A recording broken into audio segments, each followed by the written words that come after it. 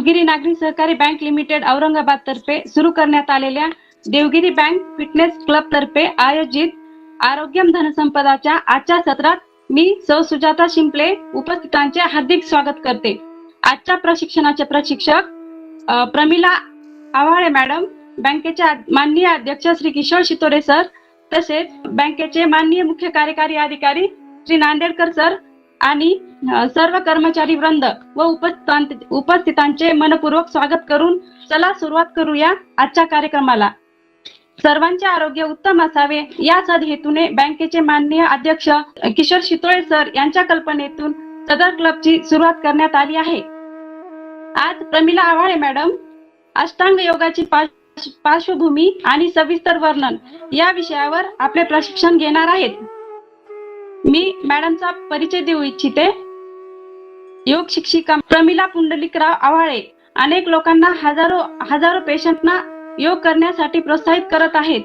त्यांचे शिक्षण MA BEd, MA योगशास्त्र, MA संगीतशास्त्र, MA समाजशास्त्र झालेले आहे। मॅडम BEd कॉलेज येथे आणि योग MP कॉलेज लॉ येथे योग प्राध्यापक म्हणून कार्यरत आहेत। मॅडम जिल्हा परिषद प्राथमिक आरोग्य केंद्र दौलताबाद अंतर्गत जुलै 2020 पासून कोविड योद्ध्यांसाठी योगा घेत आहेत। Madam national international yoga competition खेळलेले आहेत। 2005 पासून पतंजली योग समितीमध्ये कार्यरत आहेत। पतंजली युवती प्रभारी म्हणून कार्यरत आहेत। त्यांनी योग रेफरी एक्झाम पास केलेली आहे। नॅशनल इंटरनॅशनल योगा प्लेयर विद्यार्थ्यांसाठी मॅडम योगा क्लास घेतात। मागील 10 वर्षापासून डॉक्टर बाबासाहेब आंबेडकर मराठवाडा विद्यापीठात योगा कोच म्हणून मॅडम कार्यरत आहेत। मॅडम आपले खूप खूप स्वागत। मी आजच्या प्रशिक्षिका प्रमिला आव्हाळे मॅडम यांना विनंती करते की त्यांनी आजच्या प्रशिक्षणास सुरुवात करावी। वक्रतुंड महाकाय सूर्यकोटी समप्रभ निर्विघ्नं कुर्मे देवे सर्व कार्येषु सर्वदा। आज गणेश चतुर्थी, त्या अनुषंगाने आपल्याला आरोग्यम धनसंपदामध्ये अष्टांग योगाची पार्श्वभूमी आणि त्याचे सविस्तर वर्णन या विषयाचा एक छोटासा लाभ आपण इथे घेऊया की आपण आजच्या जीवनामध्ये आपण योग आणि प्राणायामाचा तर अभ्यास करतोय, आसनांचा आणि प्राणायामाचा अभ्यास आपल्या ज्या आता चालू याच्यामध्ये आपण त्याचा अभ्यास चालू आहे, परंतु त्याचे काही नियम काय आहे त्याचा पण आपल्याला अभ्यास करणं गरजेचं आहे। तर आपण आता सुरू करूया। अष्टांग योगाची पार्श्वभूमी ही कशा प्रकारे आपल्याला वर्णन केलेली आहे। आता पतंजली योग दर्शनामध्ये हे अष्टांग योग दर्शन म्हणून ओळखले जाते, कारण त्यात योगाची आपल्या आसन आणि प्राणायामाची ही 8 अंगे त्याच्यामध्ये वर्णन केलेली आहे।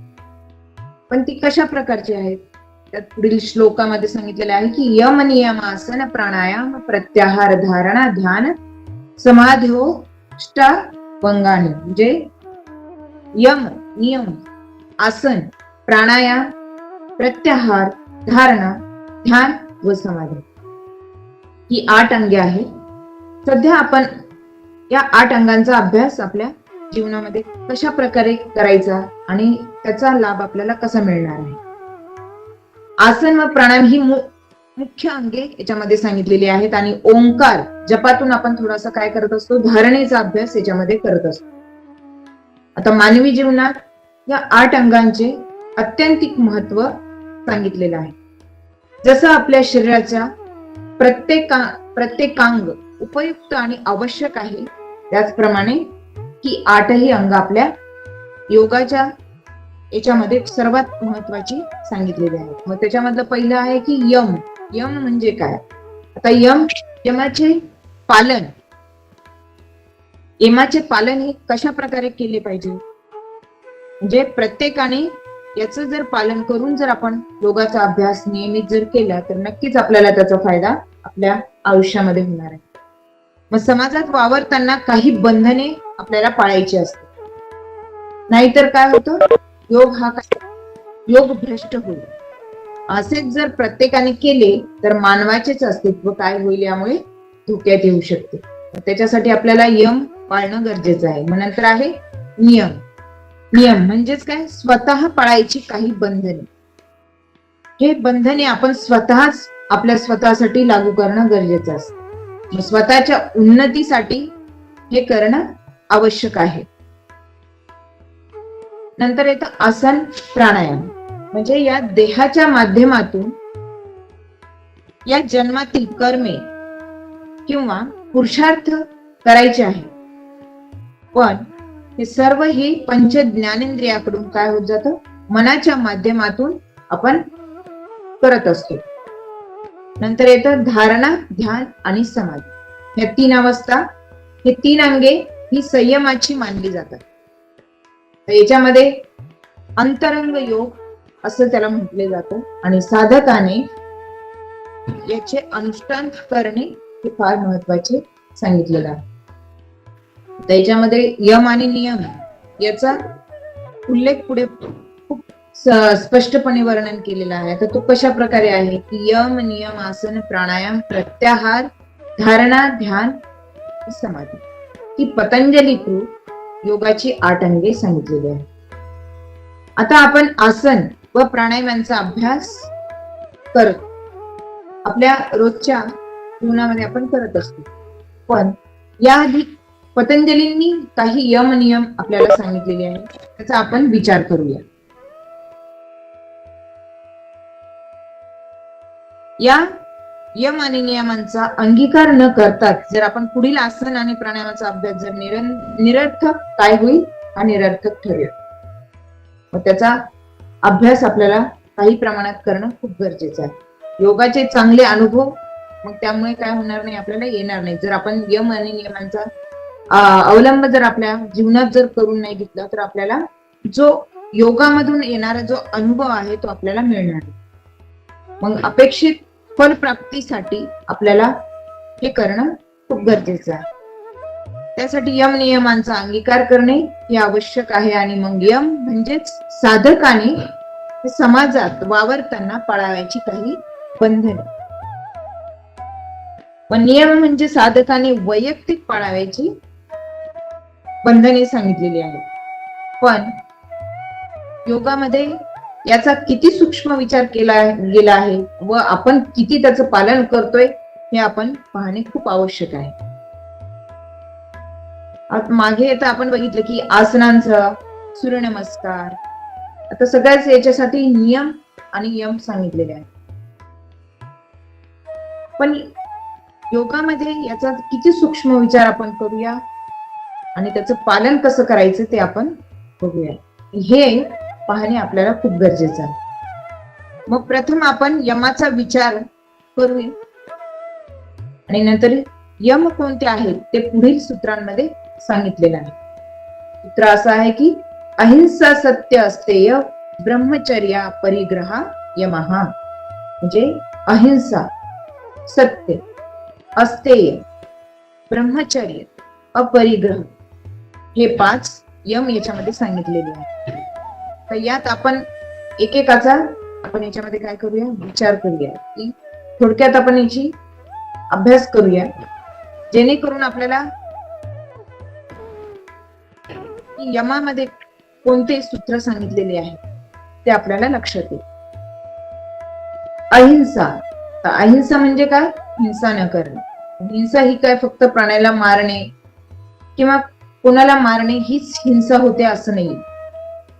खर तर मनुष्याचा मूळ स्वभाव हा अहिंसकच आहे. पण विषय वासनेमुळे वासना जशा जशा वाढत जातात त्यानुसार आपल्याकडून काय होत जाते, हिंसेमध्ये आपण प्रवृत्त होत जातो. आता माणसाचा हा जगाशी संबंध हा शरीर व मन व वाणी यांच्या माध्यमाद्वारे हा येत असतो. आता जीवनाचे व्यवहार करत असताना कोणाला दुःख पोहोचेल असे कृत्य आपण काय करू नये. जे योग साधक आहेत त्यांनी असे कृत्य करू नये असे आपण पाहत असतो. पण येथे मात्र प्राणी, पशु, पक्षी, कृमी किंवा कीटक, जीवजंतू एवढेच नाही तर वृक्ष, लता, वेली या निसर्गामध्ये असणाऱ्या प्रत्येक गोष्ट ही निसर्गाशी एकरूप असणाऱ्या प्रत्येक गोष्ट अतिहानी पोहोचू नये जेपर्यंत अहिंसेची मर्यादा आहे. कळत न कळत सुद्धा हे होऊ नये याची काळजी आपण काय केली पाहिजे, घेतली पाहिजे. कारण आपल्याकडनं कळत न कळत असं काही छोट्या मोठ्या चुका होत असतात की जेणेकरून आपल्याकडनं कोणाचं मन दुखवणं किंवा एखाद्या झाडाला विजा पोहोचणं, एखाद्या प्राण्यांना विजा पोहोचणे ह्या घटना घडत असतात. पण त्या होऊ नये याची काळजी आपण घेणं गरजेचं आहे. आता याही पुढे जाऊन शास्त्र सांगते की मानसिक व वाचिक हिंसा देखील करू नये. ही सुद्धा एक प्रकारची हिंसाच आहे. जेणेकरून आपल्याकडनं एखाद्यांना अपशब्द बोलल्या गेलं, ही पण एक हिंसा आहे. ती सुद्धा टाळणं खूप गरजेचं आहे. आता हिंसा करता येत नाही, पण मनात मात्र कोणाला तरी मारण्याचा किंवा दुःख पोहोचविण्याचा विचार आपल्याला आला तरी ती काय होते, हिंसाच होते. किंवा कोण्या डाकूच्या किंवा सैतानाच्या मृत्यूवर आपण आनंद व्यक्त करतोय, ही सुद्धा काय आहे, एक हिंसेचाच भाग आहे. असे आपल्याला हे शास्त्र सांगते. मग दुसऱ्या विषयी वाईट विचारही मनात येणे ही हिंसेचा एक भाग आहे. त्यामुळे कडक, कठोर किंवा उर्मट, उपहासक पूर्व भाष्य किंवा निंदा इत्यादी प्रकारचे बोलणे हे सुद्धा त्याचाच एक भाग आहे. कोणालाही आपण कठोर, कडक किंवा उर्मट असे वाक्य वापरणं शक्य होईल तेवढं टाळण्याचा आपण प्रयत्न करू. मग हे कशामुळे साध्य होणार आहे? ज्यावेळेस आपण योग आणि प्राणायामाचा अभ्यास करू त्यामुळे आपल्याला हे साध्य व्हायला मदत मिळणार. कोणाविषयी द्वेष, राग, असूया, अमंग विचार सुद्धा मनाला स्पर्श करू न देणे म्हणजेच खरेखुरे अहिंसेचे पालन करणे. आता अहिंसेचे नुसते पालन केले तरी ते धर्माचे पालन केल्यासारखे आहे. असे नव्हे तर तो अहिंसा परमो धर्म, म्हणजे हे आपण सर्वांस काय आहे माहिती आहे की अहिंसा परमधर्म आहे. महात्मा गांधींनी आयुष्यभर अहिंसा व्रत धारण केल्याचे आपण ज्ञात आहे की महात्मा गांधींनी आयुष्यभर याचा अवलंब आपल्या जीवनामध्ये करून अहिंसेत व्रताचे पालन केल्याने आपल्याला काय होतं? अहिंसा प्रतिष्ठायाम तस्त निधो वैर त्याग. आता अहिंसेची प्रतिष्ठा याच्या मनात, चित्तात उत्पन्न झाली आहे. अशा योगाच्या सानिध्यात येणाऱ्यांच्या मनातील वैरभाव नष्ट होतात किंवा त्या योग्याभोवतालचे जे वातावरण आहे ते कसे होत जाते, अहिंसात्मक होत जाते. जर याचा आपल्याला अनुभव घ्यायचा असेल तर नक्कीच आपल्याला योग आणि प्राणायाम ह्या नियम पाळून जर केले तर नक्कीच आपल्याला त्याचा लाभ आपल्याला मिळणार आहे. अहिंसेच्या तपश्चर्येचे हे केवढे मोठे फळ आपल्याला मिळणार आहे. किंबहुना ही अहिंसा ही व्रताची परीक्षाच आहे असे म्हणूया. थोडाफार जरी हिंसेचं वातावरण त्यांच्या भोवती तयार झाले तरी कुठेतरी काय होऊ शकते, काही त्रुटी तयार होऊ शकतात.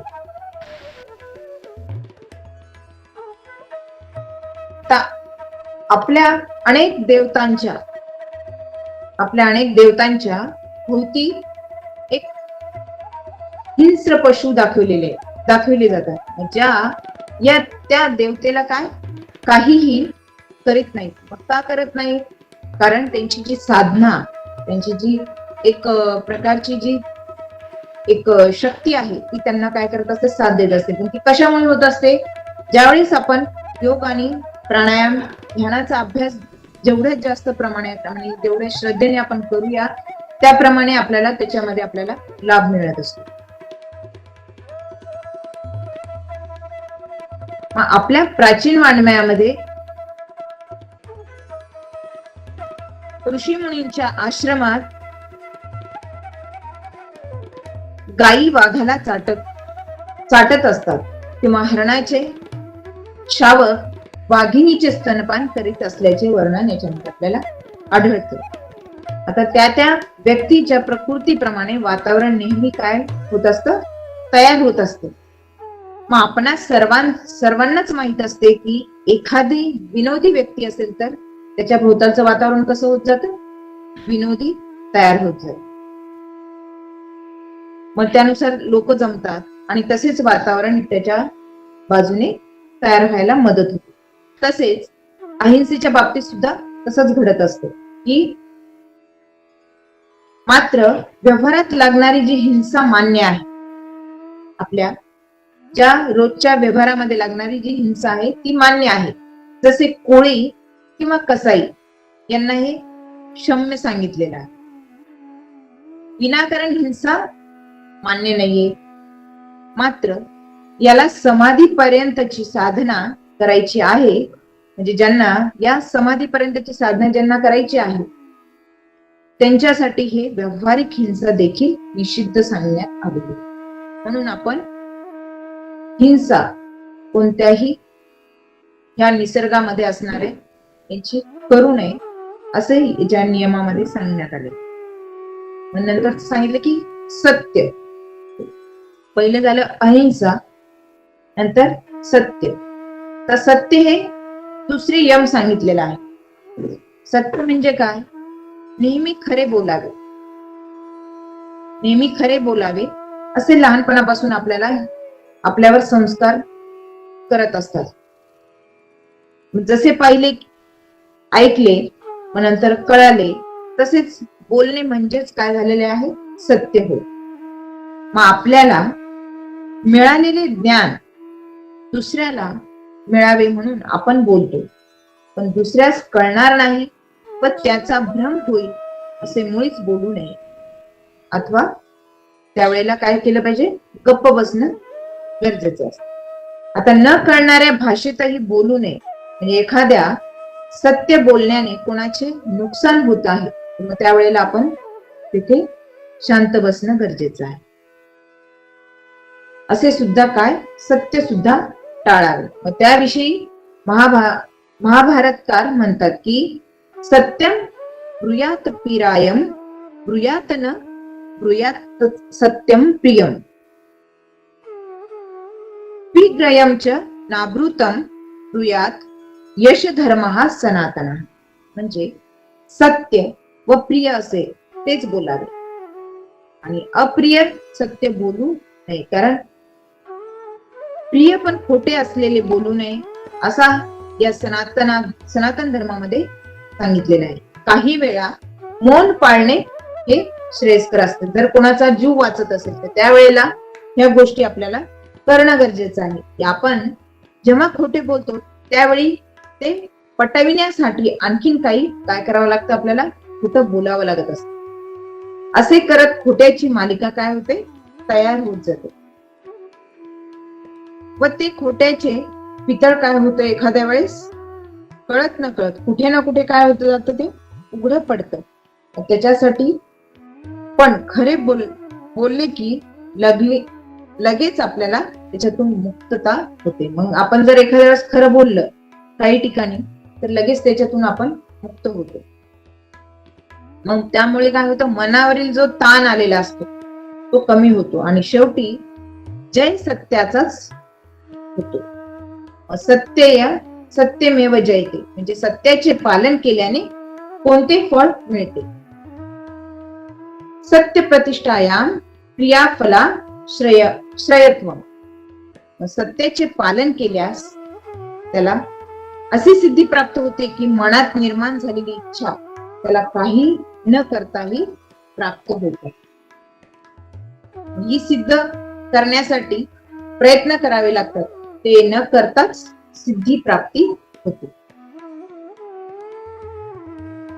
त्यालाच वाचा सिद्धी प्राप्त होत असते. मग किंबहुना त्या व्यक्तीच्या काही खोटे बोलण्याची वृत्तीच नसते. मग सत्य बोलणे हीच त्याची कशी आहे, नैसर्गिक प्रवृत्ती सांगण्यात आलेली आहे. त्यामुळे त्याच्या वाणीत अमोघ सामर्थ्य निर्माण होते. सत्य मग नंतरचं आहे अस्तेय. अस्तेय हे तिसरे व्रत सांगितलेलं आहे की स्थेय म्हणजे काय, चोरी करणे. मग अस्तेय म्हणजे चोरी न करणे. जी वस्तू आपली नाही ती न विचारता किंवा परवानगी न घेता घेणे म्हणजेच काय झाली आहे, चोरी होय. चोरीचे कृत्य हे विषय लोलुपतेमुळे होते. जे आपणास आवश्यक आहे ते मागून घेणे हे योग्य आहे. जर आपल्याला खरंच त्या गोष्टीची गरज पडली तर ती वस्तू मागून घ्यावी, पण न विचारता किंवा न सांगता जर आपण ती वस्तू घेतली तर ते काय झाले, एक प्रकारची चोरी झाली.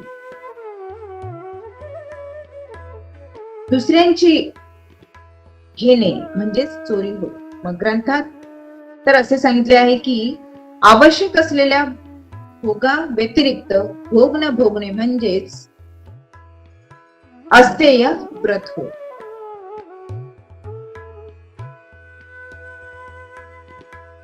एखादी वस्तू किंवा पैसे रस्त्यात पडलेले आहेत, त्याला कोणीच वाली नाही म्हणून ते घेणे हे पण काय झालं, स्थेय आहे. ती वस्तू उचलून स्वतःकडे घेणे किंवा ती कोणाला दान देणे हेही स्थेयच सांगितलेलं आहे.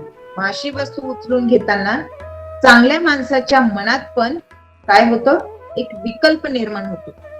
मग त्याचा आपल्या मनावर, जीवनावर ताण निर्माण व्हायला तयार होत असतात. त्यामुळे काय होतं, शरीरावर सुद्धा त्याचा परिणाम होतो.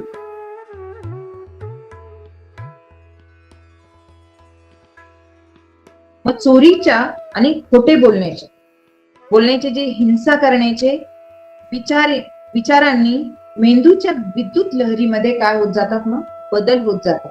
म्हणजे याचा परिणाम बघा कशा प्रकारे आपल्या जीवनावर, आपल्या शरीरावर, आपल्या सगळ्या विचारांवर, शरीराच्या सगळ्या पार्टवर कसा परिणाम होत जातो. चोरीच्या, खोटे बोलण्याचे, हिंसा करण्याचे विचारांच्या मेंदूच्या विद्युत लहरीत ही बदल होते. आधुनिक उपकरणांनी ही गुन्हेगारी वृत्तीची माणसे यामुळे काय होतात, सहज ओळखता येत. मग लिखाणाआधी चोरणे हे स्थेयच आहे. अस्तेय पाळायचे फळ. अस्तेय प्रतिष्ठायाम सर्वरत्नोपस्थानम म्हणजे अस्तेय हे व्रताचे पालन केले असता व योग्यास सर्व साधन सामग्रीची संपत्ती लोककल्याणासाठी ती प्राप्त होते. अस्तेय व्रत पाळणारी व्यक्ती फक्त जीवनास आवश्यक वस्तूंचाच उपभोग घेते. अतिरिक्त गोष्टींकडे मन त्यांचं काय होत नाही, वळत नाही. आता हे नियम आपल्याला माहिती असणं गरजेचं आहे. जे अतिरिक्त गोष्टींचा उपयोग लोकांसाठी करतात त्यांना सर्व साधन संपत्ती आपोआप प्राप्त होत असते. नंतरच सांगितलंय ब्रह्मचर्य. तर ब्रह्मचर्य म्हणजे काय, हे चौथे यम अत्यंत महत्वाचे असे ब्रह्मचर्य व्रत सांगितलेले आहे. की वंश चालू ठेवणे ही प्रत्येक जीवाची नैसर्गिक प्रवृत्ती आहे. वनस्पतीमध्ये सुद्धा ही प्रवृत्ती असते. अर्थात मानव त्याला काय अपवाद नाहीये. त्यासाठी स्त्री पुरुष एकत्र येणे आवश्यक आहे. म्हणजे अर्थात हे शास्त्राने घालून दिलेल्या नियमाप्रमाणे होणे आवश्यक सांगितलेले आहे. म्हणजे ब्रह्मचर्याचे पालन होईल. त्याच्यामध्ये अर्थात हे धर्मशास्त्राने घालून दिलेल्या नियमाप्रमाणे होणे आवश्यक आहे. म्हणजे ब्रह्मचर्याचे पालन होईल. मर्यादेत राहूनच विषय सुख घेणे हे सुद्धा सीमित आहे. सीमित ठेवणे म्हणजेच ब्रह्मचर्याचे पालन होईल. आता काम वासनेचा अतिरेक करणे म्हणजेच हे ब्रह्मचर्य व्रताचा काय होतो, तिथे भंग होत असतो. एवढेच नाही तर त्याविषयी मनात विचार येणे सुद्धा किंवा कामवासना वाढविणाऱ्या पदार्थांचे सेवन करणे, त्याप्रमाणे प्रकारचे साहित्य वाचणे वा चित्रे, टीव्ही पाहणे हे सुद्धा ब्रह्मचर्य व्रताचा भंग करणे हे आपल्या जीवनामध्ये करत असतात. आता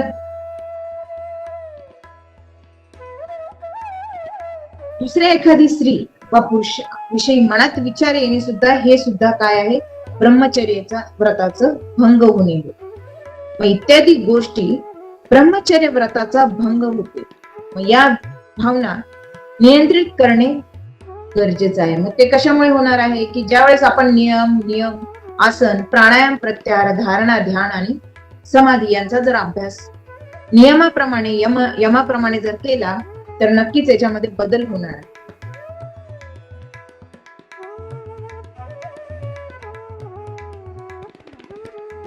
या भावना नियंत्रित करणे आवश्यक आहे. अर्थात याचा अर्थ असा नाही की त्यांनी काय संन्यासच घ्यावा असा त्याचा अर्थ होत नाही.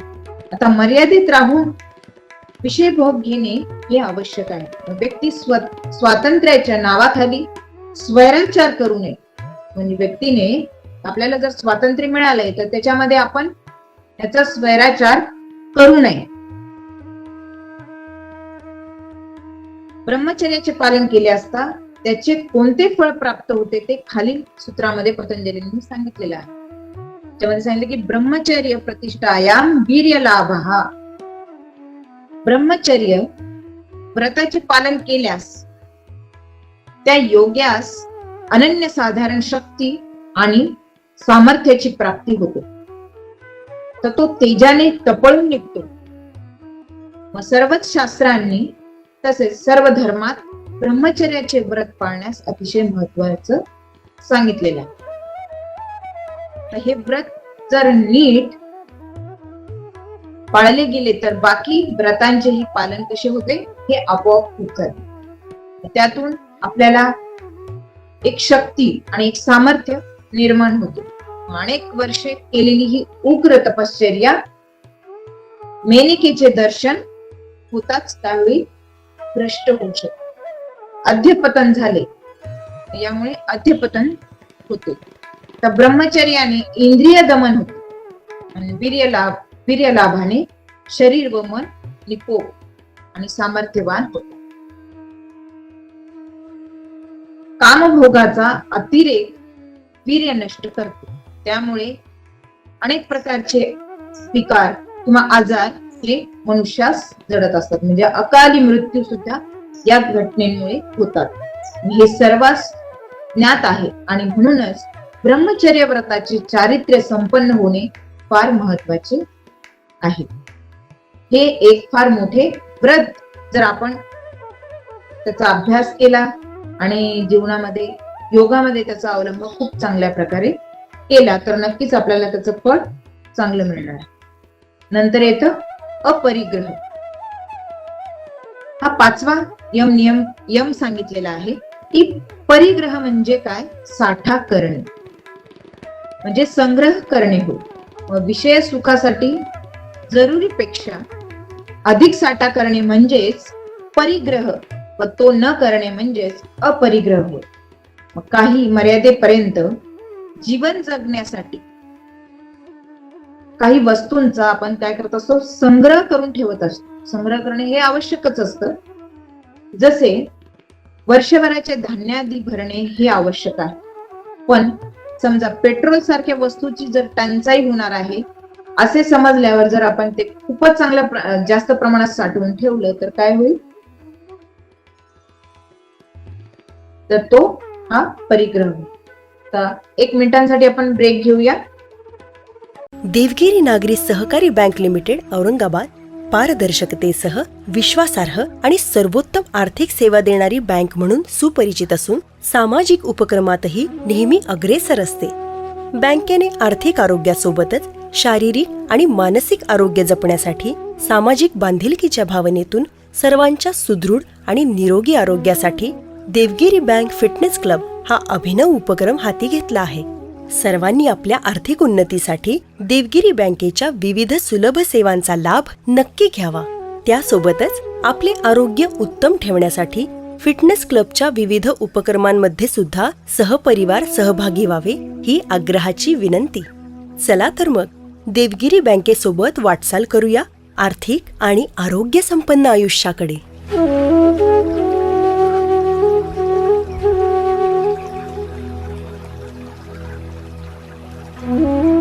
आपण बघत होतो अपरिग्रह. आता हा 5वा यम याच्यामध्ये सांगितलेला आहे की अपरिग्रह करणे म्हणजेच साठा करणे. मग याच्यामध्ये आपण धान्याचा संग्रह करणं हे आवश्यक असतं. आता काही गोष्टींचा संग्रह करणे हे आपल्यासाठी घातक असतं. जसं पेट्रोल सारख्या वस्तूची टंचाई जर होणार आहे आणि असे समजल्यावर ते खूप प्रमाणात साठवून ठेवले तर काय होईल, हा एक अपरिग्रह निर्माण होईल. मग त्यामुळे काही अनर्थही होऊ शकतो. मग अर्थात आपण काय आणि किती आणि कशा प्रकारचा संग्रह करायचा त्याने काय सतसत विवेक बुद्धीचा हा विचार करणं गरजेचं आहे. त्याची ताकदीचा विचार येथे आपल्याला दिसून येतो. व हेही करताना आपण व इतर कोणास त्रास होणार नाही व याची काळजी घेणं गरजेचं आहे. अपरिग्रह यमाचे पालन केले असता काय होते? अपरिग्रह ग्रहस्थैर्य जन्म कथनता संबोधः. अपरिग्रह यमाचे पालन केले असता अनेक जन्माचे ज्ञात होते. जसं भूत, भविष्य आणि वर्तमानाचे ज्ञान आपल्याला याच्यातून पोहोचत. विचारांचे काहूरही त्यामुळे काय होतं, कमी व्हायला मदत होते. मन निश्चिंत होते आणि वस्तू जाईल, राहील किंवा जपावी लागेल अशी सर्वच काळजी काय मनातून निघून जाते. सदा सर्वदा आणि मोकळ्या वृत्ती अशी अवस्था आपली प्राप्त व्हायला मदत मिळते. त्यामुळे जर आपण ह्या यमामध्ये सांगितलेलं अहिंसा, अस्त्य, सत्य, ब्रह्मचर्य, अपरिग्रह याचा जर अवलंब केला तर नक्कीच आपल्याला याच्यामध्ये खूप छान प्रकारचा लाभ आपल्याला मिळणार. आता बाहेर अशी वृत्ती मोकळी झाल्याने मागील जन्माच्या स्मृतीची स्फुरण होते असे शास्त्र सांगते. त्यामुळे पूर्वजन्मीचे संस्कार आठवू लागतात. ही एक ताकद, एक सामर्थ्य आपल्यामध्ये निर्माण व्हायला मदत मिळते. आता वरील 5 यमाचे विवरण आपण पाहिले व त्याचा फलश्रुतीचाही आपण अभ्यास केला आहे. हे व्रत जास्तीत जास्त पाळण्याचा जर आपण प्रयत्न करावा की जेणेकरून काय होईल, माणूस समाजात पाळण्याचा प्रयत्न करावा असे आपल्याला हे शास्त्र सांगत असतं. कारण माणूस समाजात वावरत असतो आणि प्रत्येक व्यक्तीपेक्षा समाज हा कसा आहे, सर्वश्रेष्ठ सांगितलेला आहे. आता समाजाचा विकास किंवा उत्थान हा जास्त महत्वाचा, म्हणून वरील नियम पाळणे हे अत्यंत आवश्यक आहे. नाहीतर काय होईल, समाज हा अधोगतीकडे जायला त्याला मार्ग मिळेल. मग त्यासाठी आपल्याला यमाचे पालन कुणी कसे आणि कसे करावे हे पुढील सूत्रामध्ये सांगितलेलं आहे की जाती देश काल समयान वंचनाः म्हणजे सर्वभौमा मध व्रतम म्हणजे अहिंसा, सत्य, अस्तेय, ब्रह्मचर्य, अपरिग्रह या यमाचे किंवा व्रतांचे पालन करताना जात, ब्रह्मादी प्राणी वगैरे, देश म्हणजेच जागा आणि प्रदेश तीर्थक्षेत्रादी देश, काळ म्हणजे दिवस रात्र, तिथी वगैरे किंवा समय म्हणजेच जन्म मरण लग्नादी प्रसंग यांचा अपवाद करू नये. तसे पालन केल्यास ही महाव्रत ठरतात. पण काही वेळा काय होतं, समाज कल्याणासाठी काही अपवादात्मक प्रसंग या 5 यमाचे उल्लंघन पण होत असतं. उदाहरणार्थ शत्रूचा हल्ला जर झाल्यास राजाला काय करावं लागतं, लढाई करून त्याचा प्रतिपक्षाच्या सैनिकांना मारावे लागते. हेच तत्व कृष्णाने अर्जुनाला कौरवांविरुद्ध लढताना सांगितले होते. तर हे व्यवहार पाळून त्याचे पालन करणं गरजेचं आहे. आता याच्यामध्ये आपण बघितलं की अष्टांग योगामधले यम नियम आपण बघितले. ते यम बघितल्यानंतरचा आहे नियम. तर नियम काय सांगितलेले की समाजात वावरताना कोणतीही बंधने पाळायची हे आपण आपल्यावरील काय यमातून पाहिले आहे की समाजात वावरताना आपल्याला कोणती कोणती बंधने आवश्यक आहे हे आपण यमामध्ये अभ्यासलं आहे की या शरीर आणि मनाच्या माध्यमातून आपले आणि समाधीचे ध्येय गाठायचे आहे. त्यासाठी नियमांचा म्हणजे स्वतःचा सुद्धा काही बंधने पाळणं आवश्यक आहे. त्याविषयी पतंजली सूत्रात म्हणतात की स्वच्छ संतोष तप स्वाध्यायेश्वर प्रणिधानानी नियम, म्हणजे शरीर मानसिक आणि वाचिक स्वच्छता प्राप्त परिस्थितीत संतोष असणे, मानणे, समाधान राहणे, इंद्रियांचे दमन करून तप करणे आणि शास्त्रादी विषयांचे किंवा जे काही शिकवले आहे त्याविषयी वारंवार चिंतन, मनन आणि वाचन करणे म्हणजे स्वाध्याय. व शेवटी जे काही मिळवले आहे ते ईश्वर अर्पण करणं ही परमेश्वराची आराधना करणे म्हणजेच ईश्वर प्रणिधान होय. आता हे नियमामध्ये सांगितलेले की स्वच्छ म्हणजे काय की आपल्या स्वच्छता ठेवणे, आपले शरीर त्याबरोबर मन व विचार हे शुद्ध पवित्र ठेवणे आवश्यक आहे. बाहेरून येणाऱ्या अशुद्ध पदार्थांनी व विषयांनी शरीर, मन आणि विचार यांच्यात काय होत जातं, अनेक प्रकारची निगेटिव्हिटी किंवा मळ, अमंगल निर्माण होत असते. आता योगातील समाधीकडून प्रगतीसाठी या तिन्ही स्तरावर स्वच्छ राखणे अत्यंत आवश्यक आहे. मग स्वच्छ हे आपल्या विचारांमध्ये कसं निर्माण होऊ शकतं, म्हणजे ज्यावेळेस आपण योगाचा अभ्यास करू त्यानुसार आपल्या विचारांमध्ये, मनामध्ये स्वच्छ तयार व्हायला मदत मिळते. मग शारीरिक स्वच्छ हे 2 प्रकारचे सांगितलेले आहे. आता याच्यामध्ये बाह्य शुद्धी ही स्नानादी क्रियेने राखता येते, तसेच मुखशुद्धी दात जिव्हादी पासून करता येते आणि पंच ज्ञानेंद्रियांची शुद्धी ही वेगवेगळ्या प्रकारे करणे आवश्यक आहे, म्हणजेच तीही उत्तम प्रकारे कार्य करू शकेल. आता स्नान रोज करणे हे काय आपल्याला आवश्यक आहे. तर त्यातून मग आपल्याला डोळे 3 वेळा रोज पाण्याने धुणं गरजेचं आहे की जेणेकरून आपल्याला त्याचा लाभ आपण कंटिन्यू आपल्या डोळ्यांमार्फत क्रिया करत असतो, बघत असतो. त्यानुसार जे काही निगेटिव्हिटी आपल्या डोळ्यांमध्ये जात असते त्याच्यासाठी जर आपण या क्रिया केल्या तर नक्कीच आपल्याला त्याचा लाभ होणार आहे. कानात रोज तेल टाकावे किंवा मुखार्जन 2दा दिवसातून करणं गरजेचं आहे. स्वच्छात संगजुपासा परे संसर्ग, म्हणजे वरील प्रमाणे शरीर आणि मनाची शुद्धी झाली की योग्याला स्वतःची शरीराचाही काय होत जातो, झाली की तिरस्कार वा किळस निर्माण होते. म्हणजे कसं शरीर खूप घाण आहे असे सतत काय होत जातं, वाटत राहतं. मग तसेच इतर व्यक्तींच्याही संसर्ग वा जवळीक त्याला काय होत जाते, नकोशी वाटते. मग त्याच्या सानिध्यात यावेसे वाटत नाही. का होतं असं की शरीराची सातत्याने शुद्धी व्हायला लागली की साधकाला आपल्या देहात काहीतरी मल आहे किंवा बाहेर कशाचा संसर्ग झाला आहे तरी आपला ती शुद्धी करणं गरजेचं आहे असं त्याच्यामध्ये किंवा त्यांच्या मनामध्ये येत असते.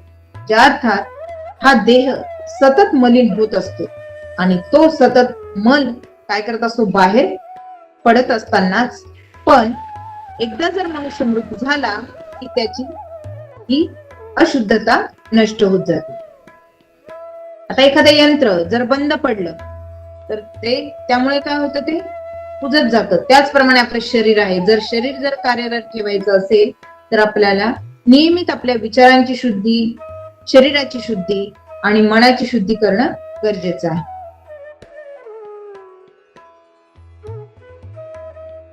एकदा मनुष्य त्या मार्गे लागला की त्याचा देह शुद्ध व्हायला मदत होते. मग त्याला शरीराची अधिकच काही वेळेस काय होत जातं, मनाची शुद्धी झाली की मग पतंजली पुढच्या सूत्रामध्ये सांगतात की सत्वशुद्धी सोमनस्य मनस्यकाग्रेंद्रिय इंद्रियात्मदर्शन योगत्वानिच. म्हणजे मनाची शुद्धी झाली की सत्वगुणाचे वर्धन व्हायला मदत होते. तर रजतम गुण हे त्याच्यामध्ये गुण सांगितलेला आहे.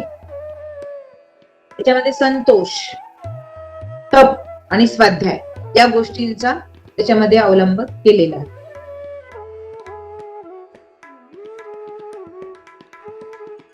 हा माणसाच्या ठायी असणारा एक मोठा गुण सांगितला. कोणता? की तो आहे संतोष. मग माणसाची काही ना काही धडपड ही सतत काय होत असते, सुख शोधण्यासाठी चालत असते. आता हे सुख कशामध्ये आहे हे मिळाले की आपण काय करतो, आणखीन पुढे, आणखीन पुढचं आणि आणखीन पुढे त्याचं आशा आपली वाढत जाते. मग त्यामागे तो काय करत असतो, धावत सुटत असतो. मग त्यामुळे अधिक तणावग्रस्त होत जातो. आता हा संतप नाही. एखादी जर 10 रुपये मिळाले तर ते 100 वेळ हवे किंवा 100 मिळाले तर ते 1000 का नको, अशी त्याच्यामध्ये काय होत जाते, एक विचाराची थिंकिंग त्याच्यामध्ये तयार होत जाते. असे होत होत करोडपती झाला तरी समाधानी होत नाही. मग भूक ही वाढतच राहते. त्यामुळे काय होतं, दुःख, ताण या गोष्टी आपल्या जीवनामध्ये वाढत राहतात.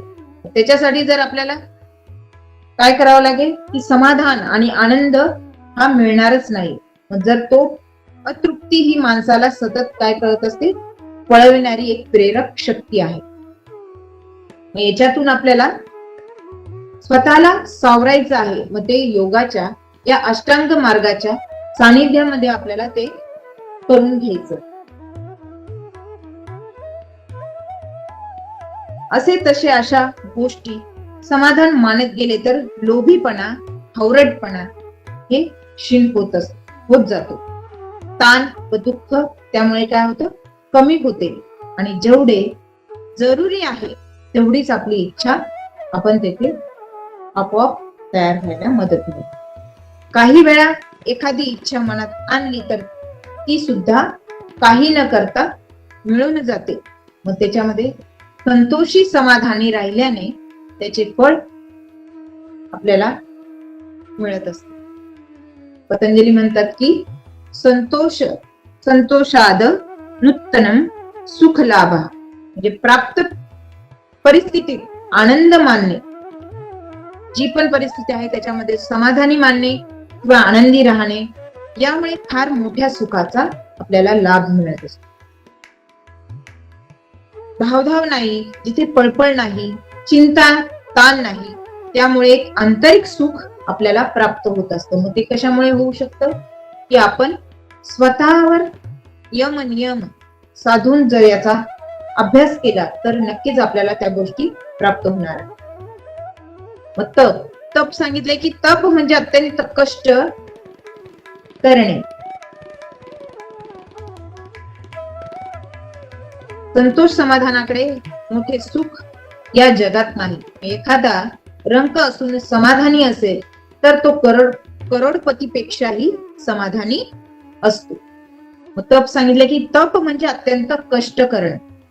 आता एखादी चांगली गोष्ट मिळवण्यासाठी आपण सतत प्रयत्न करणे होय. मग शारीरिक, मानसिक आणि पीडांचा विचार न करता त्या सहन करीत किंवा अखंडपणे प्रयत्न करीत चांगली गोष्ट मिळणे म्हणजेच तप सांगितलेलं आहे.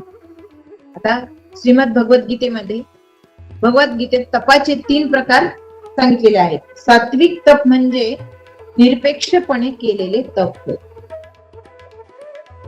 आता राजस तप म्हणजे सत्कार, मान, नाव व्हावे यासाठी केलेलं तप. आणि तामस तप म्हणजे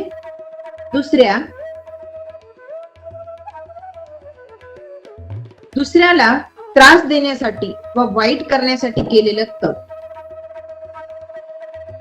मग तपामुळे होणारी फलश्रुती ही सांगितलेली आहे की जर आपण सात्विक तप म्हणजेच कसं सांगितलंय की निरपेक्ष भावनेनं केलेली सेवा ही सात्विक तपामध्ये येते. आणि राजसी तपामध्ये एखादा सत्कार किंवा मान मिळावा किंवा आपलं नाव व्हावं यासाठी केलेले तप.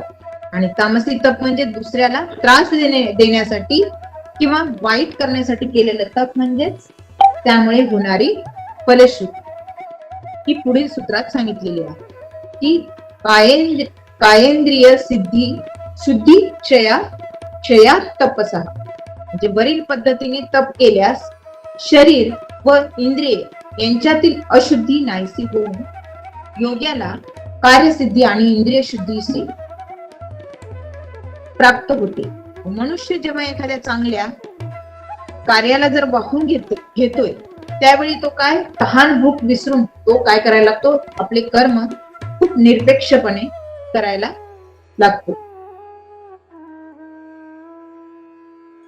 काळ वेळेचा तो भान, मग त्या व्यक्तीला काय होतं, त्या काळ वेळेचं भान नसतं. मग हळूहळू तो सुख दुःखादी भावनांवर नियंत्रण मिळू लागतो. मग अशा रीतीने काय होतं, शरीर, इंद्रिय व भावना यावर नियंत्रण मिळून त्यातील अशुद्धी नाहीसी होते आणि तपातून कार्यसिद्धी आणि इंद्रिय सिद्धी सुद्धा प्राप्त व्हायला मदत मिळते. स्वाध्याय पुढे सांगितले की स्वाध्याय म्हणजे अभ्यास. आता जे काही आपण शिकवले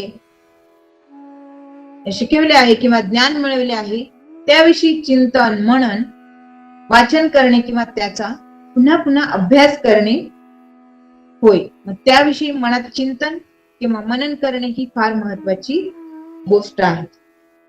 हे अनेक प्रकारचे वाचनही तेवढेच महत्वाचे सांगितलेले आहे. मग इष्ट देवतेचा जप करणे हा देखील स्वाध्यायाचाच एक सर्वात मोठा भाग आहे. आता जपाचे श्रवण मनन करणे म्हणजे स्वाध्यायाचा अभ्यास करणे होय. तर जप म्हणजे पुन्हा पुन्हा इष्ट देवतेचे स्मरण करणे की जेणेकरून या जप सुद्धा 2 प्रकारचा त्याच्यामध्ये सांगितलेला आहे की वाचिक आणि मानसिक. आता वाचिक जप सांगणे हा कसा केला जातो, वाचिक जप हा जोराने मंत्र म्हणून म्हटला जातो. आता दुसऱ्याला ऐकू जाईल असा जप होय, हा तो झाला वाचिक जप. आणि तसेच दुसरा ऐकू न जाता स्वतःला ऐकू येईल अशा आवाजात म्हणणे तो झाला मानसिक जप. आता मानसिक जप हा मनातल्या मनात जप करणे. आणि स्वाध्यायाचे फळ त्याच्यामध्ये आपल्याला पतंजलींनी सांगितले की स्वाध्याय आधी इष्टदेवांत संप्रयोग म्हणजे स्वाध्यायाने या जपाने त्या साधकाला त्याच्या आराध्य देवतेचे काय होते, दर्शन होते. शिवाजी महाराजांचे उदाहरण याच्यामध्ये आपल्याला माहितीच आहे. तुळजाभवानीचा अनुग्रह म्हणून शिवाजी महाराजांना प्रसिद्ध तलवार मिळाली. मग तसेच तुकाराम महाराजांना बाबाजी चैतन्याचा अनुग्रह हा झाला होता, हे आपल्याला माहितीच आहे.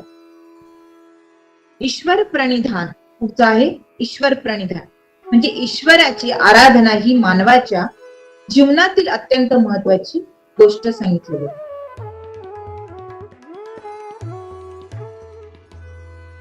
माणूस कितीही मोठा झाला तरी त्यापेक्षा ईश्वर शक्ती मोठी आहे याचे सतत भान ठेवणे किंवा त्या ठाई लीन होण्याचा भाव सतत मनात ठेवणे आवश्यक आहे. आता आपल्या कार्यात ईश्वराचा सहभाग असला तर कार्य कसं होतं, सिद्धीस जायला मदत मिळते, सिद्धीच जाते, अन्यथा ते जाऊ शकत नाही, कारण ईश्वराचे अस्तित्व मान्य करून निरपेक्षतेने आपण त्याचा श्रद्धेने आणि सतत त्याची भक्ती करणे म्हणजेच ईश्वर प्रणिधान. ही भक्ती अनेक प्रकारची सांगितलेली आहे, की जसं श्रवण करणं, कीर्तन करणं किंवा स्मरण किंवा पादसेवा, अर्चना किंवा वंदना, आत्मनिवेदन, दास होऊन ईश्वर प्रणिधान करता येते. आता या श्रद्धेने केल्यास ईश्वर आपल्या शिवाय राहणारच नाही. एवढी भक्ती जर केली तर ईश्वर प्रणिधानाचे फल आपल्याला प्राप्त होईल.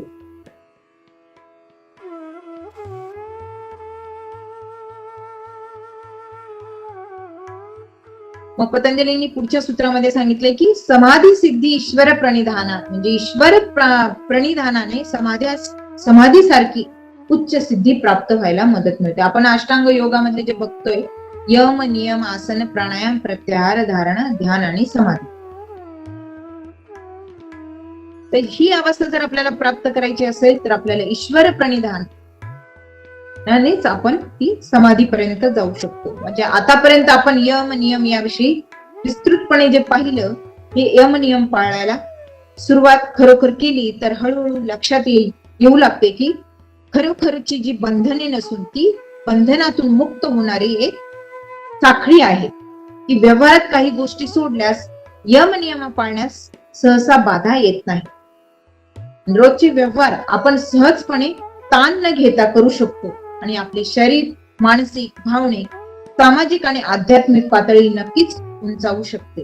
ही कशामुळे, आपण जर ह्या यम नियमाचा अभ्यास केला, हे काही बंधन नाहीये, पण हे याचा जर नीट अभ्यास करून जर आपण योगाचा आणि प्राणायामाचा अभ्यास जर केला तर नक्कीच आपल्याला त्याच्यातून खूप छान प्रकारे लाभ मिळणार आहे. या यम नियमांचे पालन करीत असताना काही वेळा पूर्व संस्काराने किंवा संस्काराने चित्तात यम नियमांच्या विरोधी अशा शंका निर्माण होतात. हिंसा करावीशी वाटते व त्याविषयी विचार निर्माण होतो किंवा अवाक्या बाहेर वस्तूविषयी लोभ निर्माण व्हायला होऊन चोरी करावीशी वाटते वा खोटे बोलले जाईल अशी भीती निर्माण होते. अशा वेळी काय करावे हे पतंजलींनी पुढच्या सूत्रामध्ये सांगितले की वितर्क बाधने प्रतिपक्ष भावना, म्हणजे अहिंसा, सत्यादी जे विरुद्ध मनात विषय भाव निर्माण होणे म्हणजेच हे वितर्क सांगितलेलं आहे. आता या वितर्कांमुळे काही बाधा होऊ नये म्हणून प्रत्येकाने मनात सद्भावना जागृत करून त्या वितर्कावर मात करून घेणं गरजेचं आहे. यमनियमांच्या उल्लंघनाचे मनात विचार आले की मनात चांगले विचार, म्हणजे की मी कशासाठी करतो आहे, हे पाप आहे, हे कर्म बंधन आहे, मी योगाचा साधक आहे, मी कोणाचेही वाईट करू नये, माझे अधपतन होऊ नये इत्यादी विचार मनात आणावे. म्हणजे जेणेकरून लगेच मन, भावना हे शांत व्हायला मदत होते आणि आपली सद विवेक बुद्धी ही जागृत होऊन आणि चांगल्या विचारांची भावना आपल्यामध्ये स्थिर राहायला मदत मिळते. याच्यामध्ये सांगितले की स्थिर सुखासनम ही बहिरंग योगामधील पुढील अवस्था म्हणजेच आसन किती प्रकारचे आहे, पूर्वस्थितीत, आदर्श स्थितीत असे कोणतेही वर्णन पतंजलींनी न देता शारीरिक स्थिती कशी असावी याचे वर्णन येथे केलेले आहे. आता स्थिरता आणि सुखकारकता अशी स्थिती असणारी व्यायाम स्थिती म्हणजेच आसन स्थिती होय. त्याचबरोबर या सूत्रांचा वेगळ्या प्रकारे विचार केल्यास असे दिसून येईल की ज्या व्यायाम प्रकाराने विशिष्ट शारीरिक हालचाली, स्थैर्य, सौख्य याचा आपण काय करतो असतो लाभ होईल अशा स्थिती म्हणजेच आसन. आता ही आसन स्थिती प्रयत्नपूर्वक आणि सावकाश व्हावी असे या सूत्रांमध्ये सांगितलेलं आहे. तर त्याचा परिणाम म्हणजेच कोणत्याही द्वंद्वाचा आघात शरीरावर होत नाही. तर अशा शासन स्थिती घेताना करावी लागणारी हालचाल ही श्वासावर संत आणि नियंत्रित व समगतीने करत असल्यामुळे शारीरिक ताण घेण्याची आणि सहन करण्याची ताकद आपल्यामध्ये वाढत जाते. अनपेक्षितरित्या अपघाती धक्का, आघात झाल्यास किंवा शारीरिक परिणाम होत नाही किंवा कमीत कमी त्याचा असर आपल्या मनावर आणि विचारांवर होत राहतो.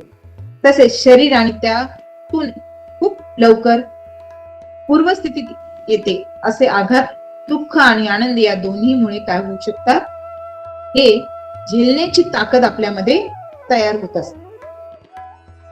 झाल्यामुळे स्थिरता आणि खऱ्या अर्थाने सुखकारकता याचा लाभ आपल्याला मिळत असतो. म्हणजेच तो द्वंद्वानी निभिघातः म्हणजे शारीरिक स्थिती उत्तम झाल्यावर म्हणजेच अन्नमय कोशावर आल्यावर प्राणमय कोणाकडे जाता येते. आणि पतंजली पुढील सूत्र सांगतात की तस्मिन् सती श्वास प्रश्वासो योगोर किविक्षेदः प्राणायामः म्हणजे आसनात चांगल्या प्रकारे स्थिर झाल्यावर श्वास प्रश्वास याचा विदेह करणे किंवा त्यांच्यावर नियंत्रण मिळवणे म्हणजेच प्राणायाम. आणि स्थूलतेकडून सूक्ष्मतेकडे जाण्याचा मार्ग प्रवासात प्राणायाम हे मुख्य योगांग आहे. यामुळे दृश्याकडून अदृश्याकडे आपण जात असतो.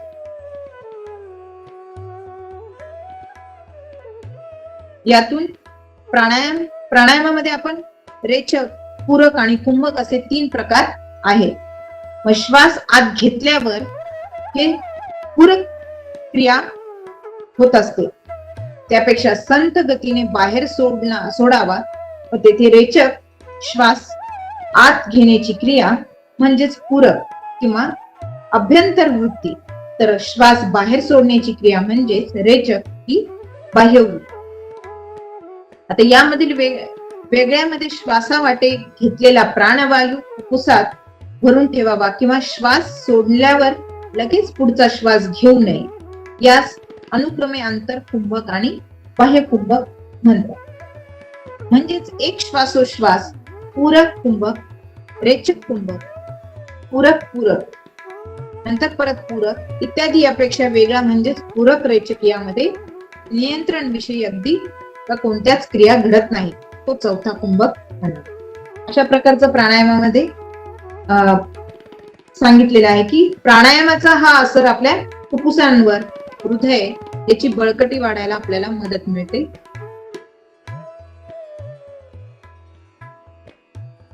त्यापेक्षा वेगळे होऊन आपले शरीर आणि मन सुद्धा ताकदवान व्हायला मदत मिळते आणि योग साधकाची साधना ही अधिक चांगली व्हायला आणि आरोग्य सुधारण्यास याचा लाभ आपल्याला मिळत असतो.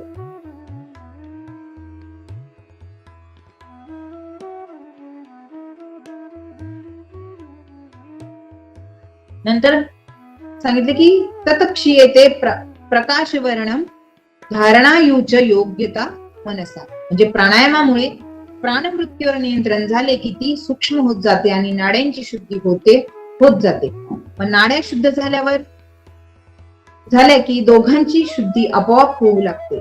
सत्य, रज, तम अशा गुणांचे आवरण व त्यांच्यातील परिणामांमुळे घडत राहणारे बदल हे होत जाऊन सूक्ष्म होतात आणि प्रत्येक म्हणजेच स्वस्वरूपाची प्रकाशावर हे आवरण तयार होते आणि ते नाहीसे होते. असे शुद्ध झालेले शरीर, प्राण हे पुढील साधनेसाठी मनोमय कोण्याच्या वळले जाते आणि पुढील स्थितीत अपेक्षित असणाऱ्या धारणेसाठी मनाची तयारी ही व्हायला मदत मिळते.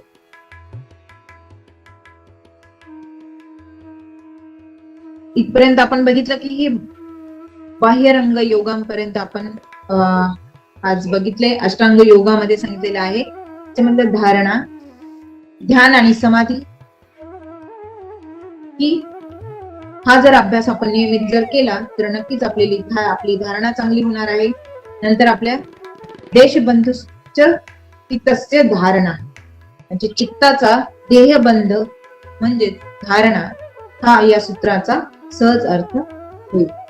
नंतर येईल ध्यान. ध्यान म्हणजे काय? योग. आणि योग म्हणजेच ध्यान असे सामान्यीकरण हल्ली सर्वत्र सूत्र रूढ आहे. आता मी रोज जर ध्यान करतो असे मोठ्या अभिमानाने आपण काय करत असतो, सांगत असतो. सांगणारेही पुष्कळ आहेत आणि सर्वांच्या मनात ध्यान म्हणजेच एखाद्या गोष्टींवर मन एकाग्र करून बसणे म्हणजेच ध्यान. असाच अर्थ अभिप्रेत आहे.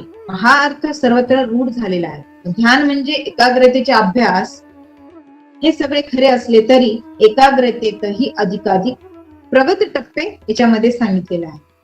नंतरची अवस्था येते समाधी अवस्था. आता या विषयाचं जे सखोल अभ्यास आहे, कधी आपल्याला जर एखादं सेशन घेता आलं तर नक्कीच आपण त्याच्यामध्ये धारणा कशा प्रकारे असावी, ध्यान कशा प्रकारचं असावं आणि नंतर आहे समाधीची अवस्था ही कशा प्रकारची आहे हे आपण बघूया. कारण वेळ आपली इथे संपलेली आहे आणि सगळ्यांना गणेश चतुर्थीच्या हार्दिक शुभेच्छा. सगळ्यांचं आरोग्य आणि जी संकटे आपल्या आयुष्यातील आहे ती गणेशाच्या आशीर्वादाने संपावी ही ईश्वर चरणी प्रार्थना. सगळ्यांचे धन्यवाद. आरोग्य धनसंपदामध्ये एक टॉपिक आपल्याला देण्याचा लाभ मला मिळाला याचे सगळ्यांचे. प्रमिला आवाळे मॅडम, आपण दिलेल्या अत्यंत उपयुक्त मार्गदर्शनाबद्दल सर्व उपस्थितांचे आभार. पुन्हा भेटूया पुढील शुक्रवारी पुढील सत्रामध्ये. तोपर्यंत काळजी घ्या, आनंदी राहा, स्वस्थ राहा. धन्यवाद. देवगिरी नागरी सहकारी बँक लिमिटेड औरंगाबाद पारदर्शकतेसह विश्वासार्ह आणि सर्वोत्तम आर्थिक सेवा देणारी बँक म्हणून सुपरिचित असून सामाजिक उपक्रमातही नेहमी अग्रेसर असते. बँकेने आर्थिक आरोग्यासोबतच शारीरिक आणि मानसिक आरोग्य जपण्यासाठी सामाजिक बांधिलकीच्या भावनेतून सर्वांच्या सुदृढ आणि निरोगी आरोग्यासाठी देवगिरी बँक फिटनेस क्लब हा अभिनव उपक्रम हाती घेतला आहे. सर्वांनी आपल्या आर्थिक उन्नतीसाठी देवगिरी बँकेच्या विविध सुलभ सेवांचा लाभ नक्की घ्यावा. त्यासोबतच आपले आरोग्य उत्तम ठेवण्यासाठी फिटनेस क्लबच्या विविध उपक्रमांमध्ये सुद्धा सहपरिवार सहभागी व्हावे ही आग्रहाची विनंती. चला तर मग देवगिरी बँकेसोबत वाटचाल करूया आर्थिक आणि आरोग्य संपन्न आयुष्याकडे.